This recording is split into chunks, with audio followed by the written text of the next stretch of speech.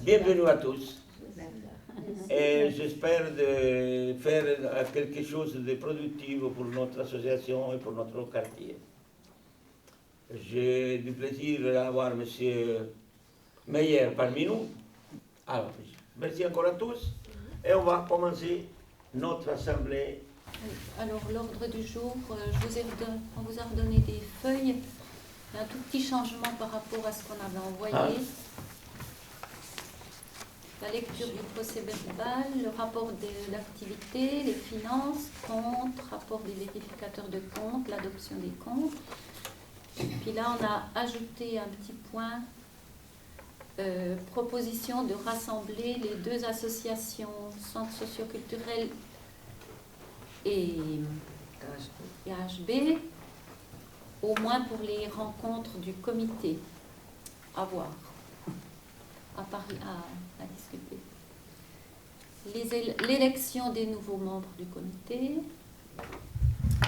Donc le numéro 1, accueil des membres, adoption de l'ordre du jour.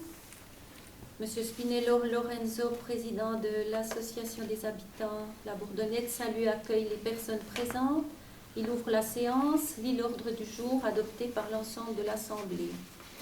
Le point 2, le PV de l'Assemblée générale 2011 est lu par Sir Buet, il est accepté par tous. 3, le rapport d'activité 2011-2012 est lu par Madame Ingrid Mayor. Les finances, le point 4, les comptes 2011 sont présentés avec les explications nécessaires par Monsieur Bernard Ouamongou. Madame Dessarzan demande un éclaircissement au sujet du bénéfice du nettoyage du quartier. Ce bénéfice est le résultat de la vente des beignets fait par Monsieur Lorenzo Spinello et son équipe. Vérificateur des comptes, Monsieur Éric Tonnet, qui fait maintenant partie du comité et qui avait été élu l'année dernière, n'a pas pu être vérificateur des comptes. Les comptes ont donc été contrôlés par les vérificateurs, Madame Monique Gachet et Madame Nicole Gollet. Madame Monique Gachet fait la lecture du rapport. L'Assemblée adopte les comptes et en donne des charges aux caissiers et au comité. Élection, Monsieur Maurice Degros et Madame Nicole Gollet sont élus comme vérificateurs. Madame Monique Gachet est suppléante. Élection des membres du comité. Tous les membres démissionnent selon les statuts. Les 3 années sont écoulées. Tous se représentent. Tous sont réélus.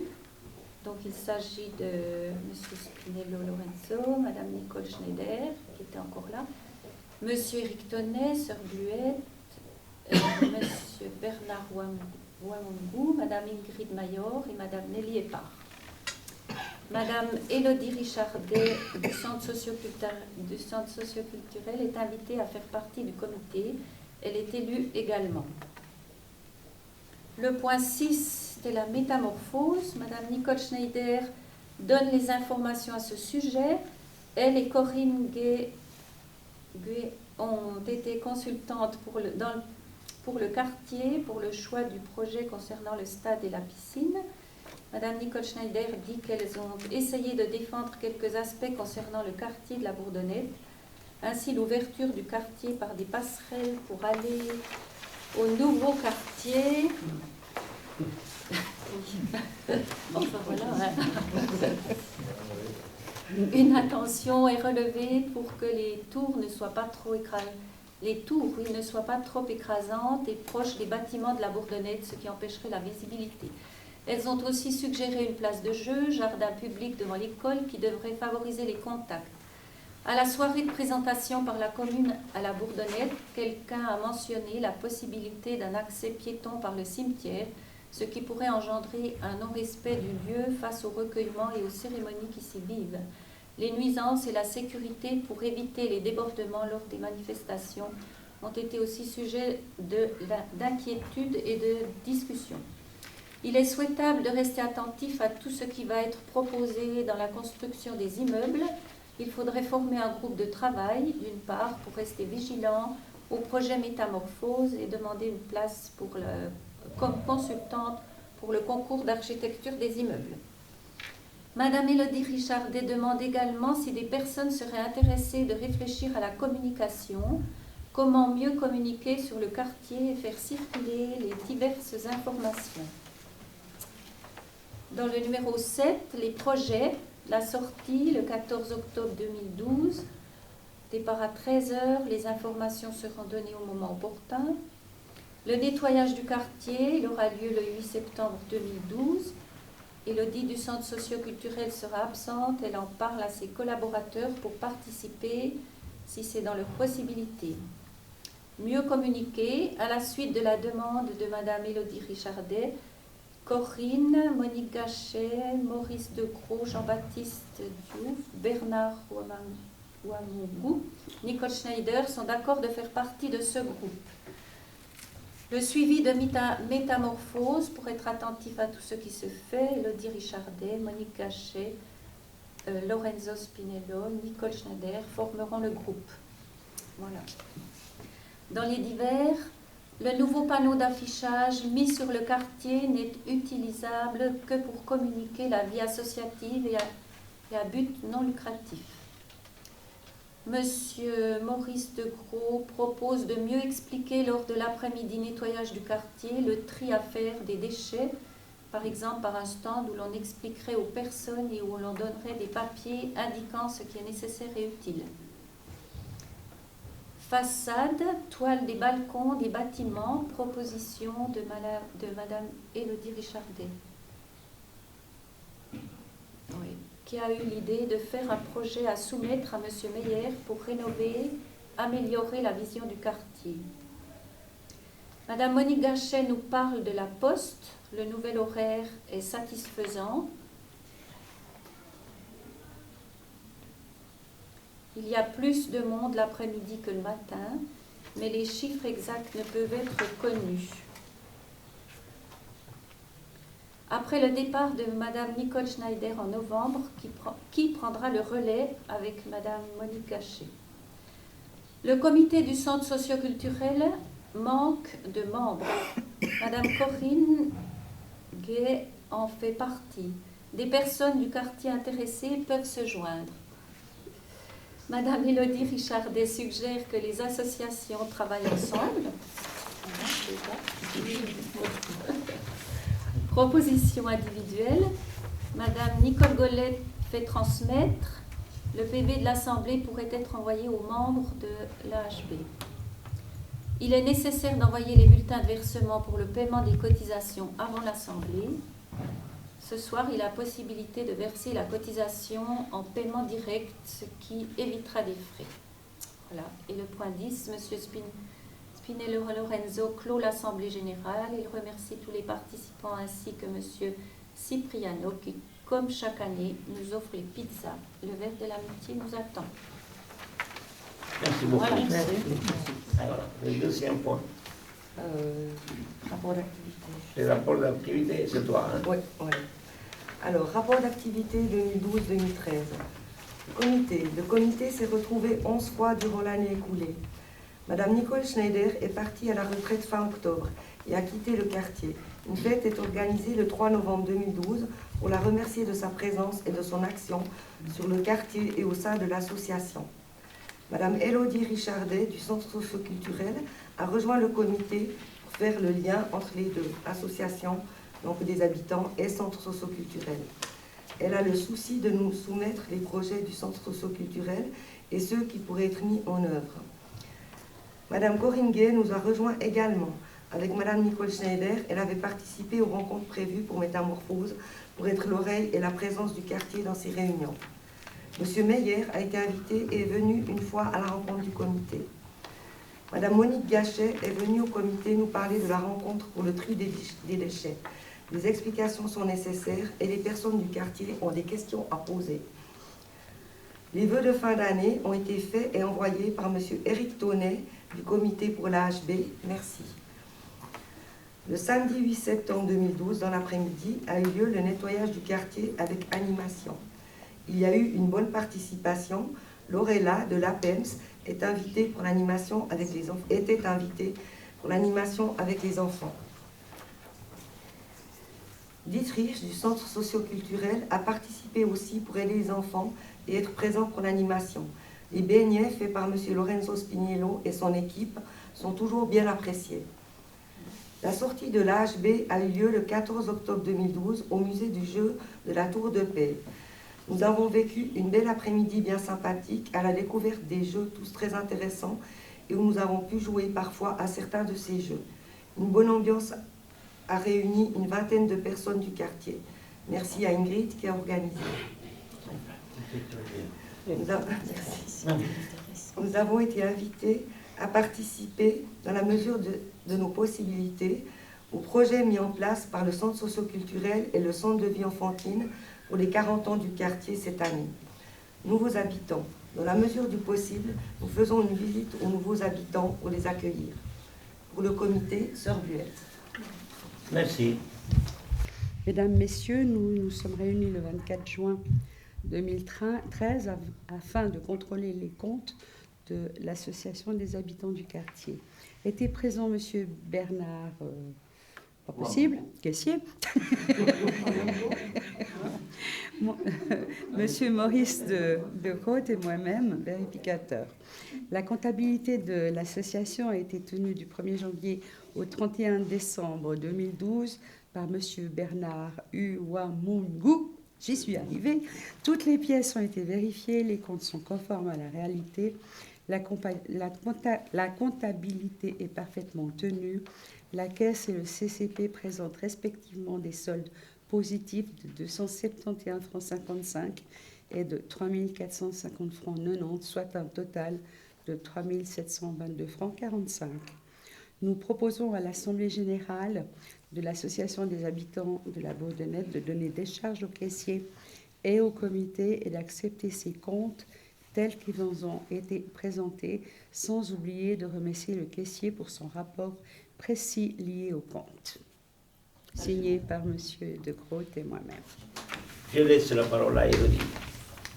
Oui, simplement que depuis qu'on a une nouvelle équipe, on a quand même changé de profil et de projet institutionnel au centre socioculturel. On n'est plus un centre pour les jeunes, on est aussi un centre pour les enfants, dans le futur aussi pour les jeunes, mais notre but c'est vraiment d'être au centre du quartier, un centre de quartier, une maison de quartier. Donc dans ce sens-là, on poursuit un peu les mêmes objectifs que l'association de quartier. On est aussi là pour défendre les intérêts, être à l'écoute des habitants.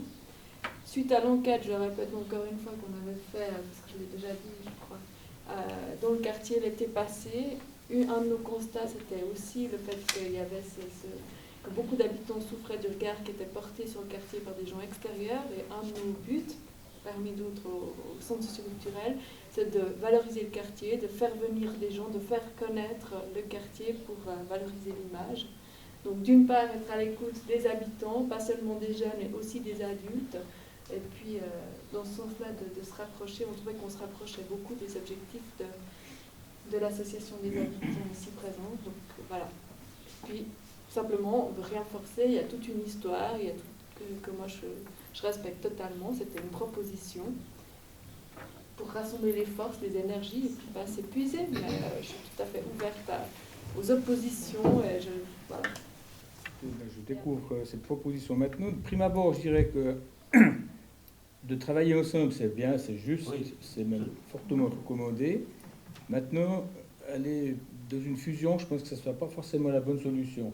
Parce qu'il ne faut pas oublier que les deux comités, même s'il y a des personnes qui figurent dans les deux comités distincts, ils ont des tâches assignées qui sont quand même différentes à mon sens. Votre comité, c'est un comité citoyen, c'est un comité des habitants du quartier qui est là pour œuvrer à l'intérieur du quartier uniquement, pour les habitants, alors que le comité du centre socioculturel, il dépend lui quand même de directives ou de marche à suivre ou de contrôle, je ne sais pas exactement, qui reste quand même la FASL, la FASL, non? Non, en fait, le comité du centre, c'est vraiment censé être un comité d'habitants dans les autres quartiers, une association d'habitants indépendante qui se prononce sur l'activité des animateurs, des programmes proposés dans le centre, de ce que font les animateurs, de ce qui est fait au sein du centre pour le quartier. pour mettre en valeur, pour profiter aux habitants, pour défendre les intérêts. Ça peut même être des intérêts comme la Poste, comme Métamorphose. Enfin, c'est vraiment, c'est aussi notre but. Et en fait, nous, simplement, notre engagement en tant qu'animateur, c'est le seul, dépend de la FASEL. Là, le comité ne peut pas licencier ou engager, enfin engager, oui, il a son mot à dire, mais ne peut pas licencier des employés, enfin les animateurs. Par contre, autrement, il est indépendant de l'association. Enfin, l'association est totalement Je n'avais indépendante. pas compris ça comme ça. Oui. Il y a quand même une distinction à faire, parce que les habitants, par le biais de leur association, ils sont appelés des fois à se prononcer ou à être consultés sur des sujets très spécifiques qui concernent directement leur lieu d'habitat, et qui concernent vraiment, je prends l'exemple de la relation avec la gérance, pour voir ce qui est possible de faire ou de pas faire. Dans le cadre, on a vécu ça dans le cadre du réaménagement des renouvellement des aménagements extérieurs, où il y a des discussions très précises, par exemple sur la place de jeu qui est à côté de la garderie, où là, fondamentalement, le projet avait changé parce qu'il y a eu des discussions de certains, par contre, concernés par les enfants qui fréquentaient cette garderie, qui débouchent. Je ne suis pas sûr que ces éléments-là, directement, doivent forcément transiter par un comité qui s'occupe en même temps, au sens large, des affaires du centre socioculturel, parce que vous allez vous le voyez, vous, en tant qu'animatrice. Alors, probablement, peut-être que 80% des préoccupations de l'association des habitants sont des préoccupations communes avec celles que vous gérez dans le cadre vraiment de l'animation socioculturelle au sein du quartier, du suivi des échanges, communication et autres. Mais à mon avis, il y a quand même certains éléments qui sont très spécifiques et puis qui concernent vraiment l'habitant en tant que lui par rapport à l'autorité ou par rapport à sa société propriétaire. Et ça, je ne suis pas certain qu'en faisant une fusion pure et dure pour avoir un seul comité qui noie ensemble l'AHB et le centre socioculturel, ça va, je pense, vous alourdir le travail à terme. Donc il vaut, à mon avis, mieux envisager une collaboration étroite, parce que tous les sujets communs, l'AHB pourrait très bien s'insérer en fait, dans votre comité.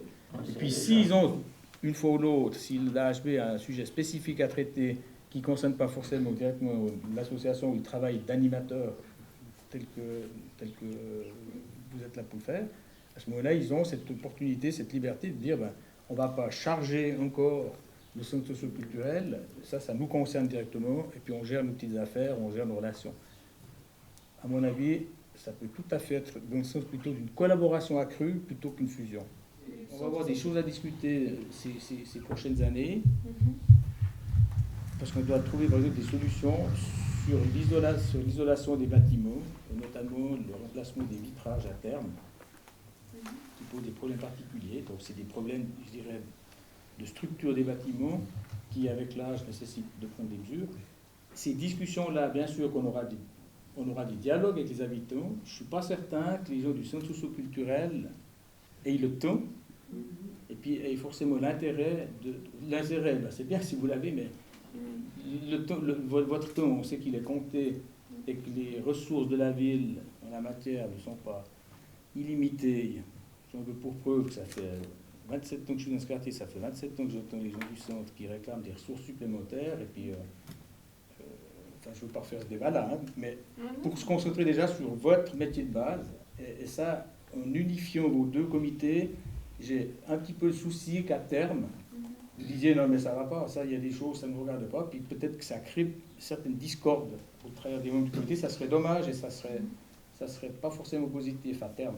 Par contre, aller dans le sens d'une collaboration, j'entends ça, alors je pense que c'est...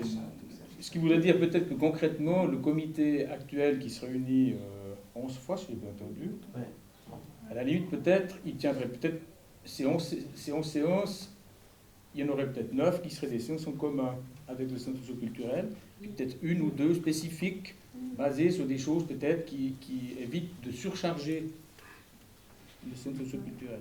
Effectivement, M. Maire soulève quand même la question de fond, parce que c'est vrai que c'est chouette de se rassembler, on va être beaucoup, on va faire plein de choses.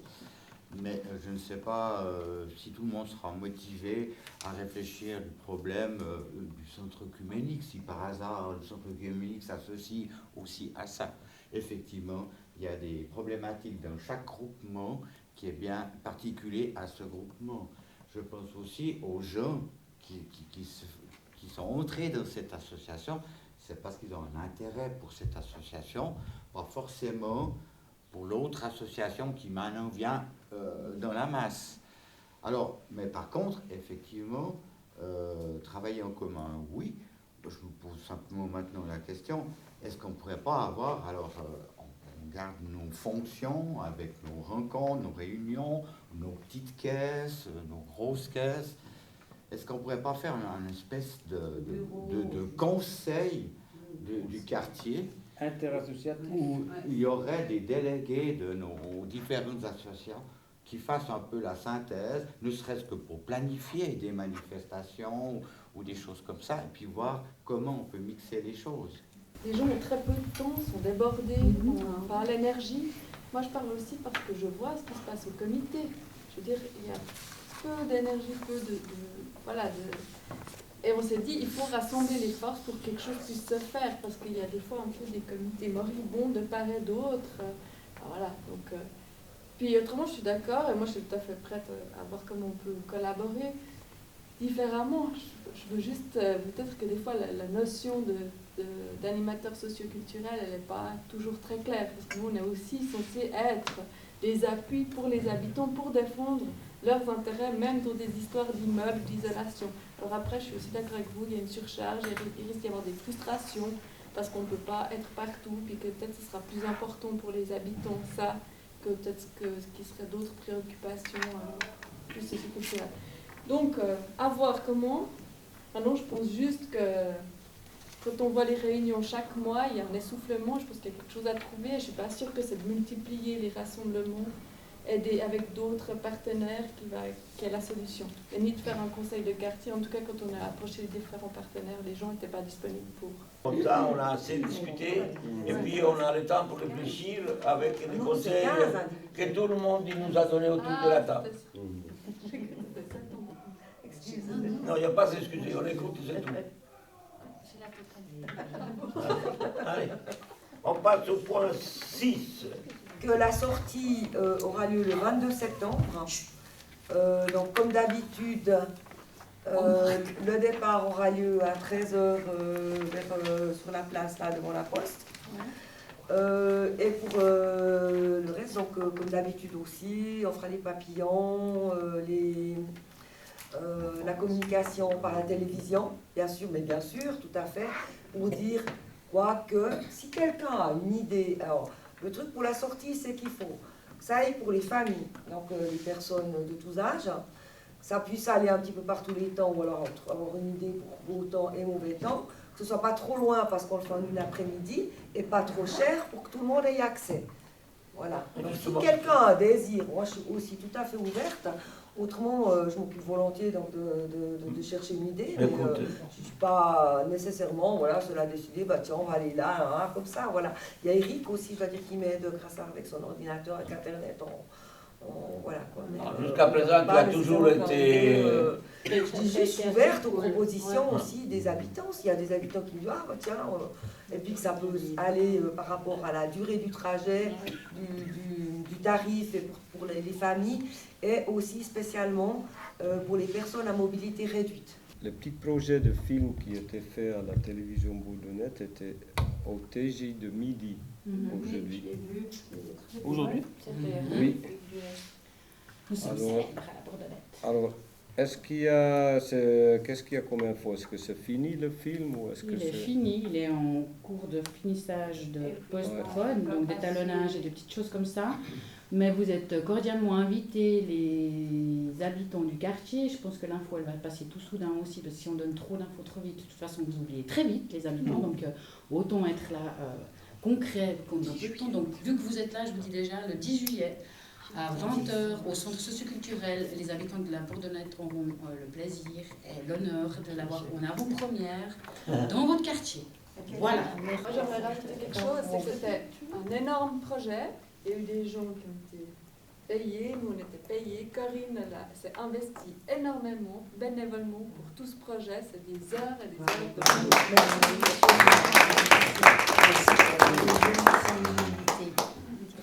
Une chose, alors je ne sais pas, vous me direz s'il y a lieu d'en parler ce soir ou pas, mais je suis en train de penser aussi dans les projets, dans le cadre des projets, on a aussi ce forum qui aura lieu du 11 novembre, je ne sais plus où, où les 40 ans de la Bourdonnette sont aussi, donc ça c'est aussi un projet, oui. Parce que là on va s'y investir aussi, en tout cas, c'est notre intention des deux associations, donc ça c'est aussi un truc qu'il faut vraiment faire bien en collaboration. Tout à fait. Donc là, on a déjà un projet de collaboration avec aussi de nouveaux TV Bourdeaux, donc il faudra voir. Et la HB aussi. Et la HB. Ouais. J'allais parler plus précisément de ce qu'il y a, bien sûr, avec tous les partenaires, avec la garderie aussi, oui. Avec le centre de vie enfantine. Parce que là, nous, on avait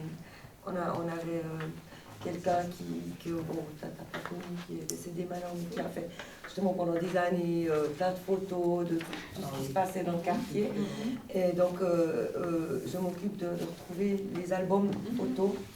Et il y a eu aussi un article qui avait passé dans un journal aussi sur cette personne et justement sur ce qui se passait à la Bourdonnette, qui sera aussi à disposition, et qu'on pourra utiliser pour ce forum.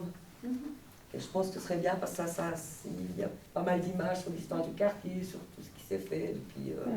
Donc la responsable de ça, c'est Ilka Gassafari qui s'occupe Pour l'instant, la mise en scène, c'est de reproduire, je vous donne déjà un petit peu le fil conducteur, c'est qu'à l'intérieur du forum d'hôtel de ville, je ne sais pas si vous voyez où c'est à la place de la PAC, on veut reproduire les façades des immeubles, donc en dessin, si possible par un bon dessinateur. À l'intérieur des fenêtres, il y aura soit des photos, soit des écrans d'ordinateur, il y aura des reportages sur l'histoire du quartier, sur ce qui s'est fait, etc. dans les fenêtres. Et puis, l'idée, c'est peut-être une grande photo du quartier qui se voit depuis la place de la PAC. Tout ça, toujours dans l'optique de fêter les 40 ans du quartier, et de faire connaître aussi de faire parler du quartier dans des termes différents. Donc voilà, avec la fête de la musique. Merci M. Mayer aussi pour votre soutien financier pour cela. Est-ce qu'il y a autre chose dans les divers? Dans les divers, je vais peut-être juste passer l'info, même si brièvement, parce que si vous êtes là demain, vous saurez aussi. Donc il y a les 2 premières semaines des vacances d'été où on fait des activités. La première semaine assez traditionnelle, c'est-à-dire qu'on sera sur la place avec bien sûr un café pour les adultes et les petits aussi, où on proposera aussi des activités pour les adultes. Et puis autrement 3 groupes qui s'occupent plus des enfants tous les après-midi de 14h à 19h. Un repas canadien avec un petit spectacle le vendredi soir. Par contre, la 2e semaine, c'est la roulotte enchantée, je ne sais pas si vous connaissez, qui se déplace dans les différents quartiers lausannois, qui sera présente, qui est venue notamment parce que c'est les 40 ans du quartier aussi dans notre quartier, enfin dans votre quartier. Et puis, c'est des artistes qui viennent de Nantes, qui seront là toute la semaine, et puis qui vont petit à petit concocter des performances artistiques tous les soirs à 19h et une grande performance le vendredi soir. Où ce sera un repas canadien aussi, donc à chacun d'amener, de contribuer. Tous les matins, au centre de vie enfantine, il y aura des berceuses, les parents sont invités à amener des berceuses et puis à faire un atelier musical avec ces artistes. Et c'est le centre de vie enfantine qui nourrit aussi les artistes, les intervenants de la roulotte enchantée. Tous les après-midi, il y aura des activités avec les enfants. Un thé à 5h pour les adultes avec les artistes, donc au centre socioculturel quand il ne fait pas beau, ou bien devant. Aussi, on essaierait de travailler sur les jardins, de voir ce qui se passera dans les jardins. Le lundi soir, les enfants feront aussi un petit spectacle promenade dans le quartier pour faire découvrir aux artistes et aux gens qui viennent pour la roulotte enchantée, qui sont extérieurs au quartier, le quartier. J'aimerais quand même, parce que je pense que pour les nouveaux arrivés notamment, là, vous encourager à vous intéresser de près à l'association, parce que on a des gens on a la chance d'avoir des gens qui œuvrent pour le quartier dans ce comité depuis de fort nombreuses années.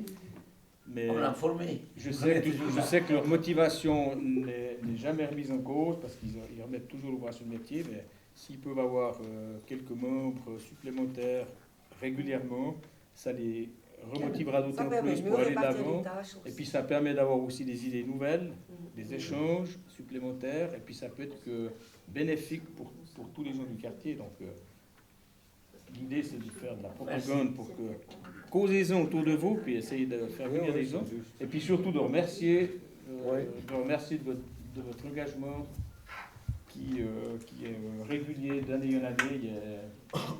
Moi je trouve que c'est important quand on travaille de l'autre côté de la barrière, dans les bureaux de la gérance, d'avoir des interlocuteurs réguliers, puis d'avoir des retours aussi sur ce qu'on prend comme démarche ou ce qu'on fait. Il y a quelques attaques régulières aussi. C'est enrichissant pour tout le monde. Non, mais merci, c'est vrai aussi qu'il n'y a pas partout. Ok. On a les gérances avec qui on Donc, parle. bravo de ça et aussi, merci. hein. Merci aussi à vous. On peut aller lever la séance et on partage un verre d'amitié avec la collaboration de M. Cipriano. Merci à tous et à bientôt.